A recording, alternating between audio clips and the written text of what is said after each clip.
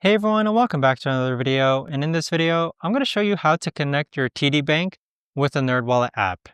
Now, this video is going to be particularly useful for individuals. Let's say that you want to go ahead and connect your TD Bank with the NerdWallet app. How do you actually go ahead about doing so? Now, this video is going to be short, sweet, and simple, guys. There's not going to be a lot of steps involved. Now, in order to do this, what you're first going to do is log on to the NerdWallet app. Next, click on the three lines in the upper left-hand corner.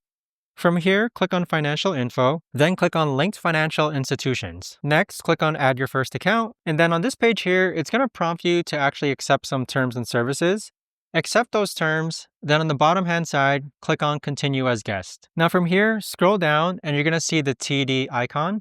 Click on TD, and then on this page here, it's going to prompt you to log into TD Bank. Once you're logged in, you just need to select which accounts you want to be connected with the NerdWallet app. But there you have it, guys. That right there is the best and easiest way that I know of to actually go ahead and connect the TD Bank with the NerdWallet app. If you guys know of a better or easier way to actually do this, let me know in the comments down below.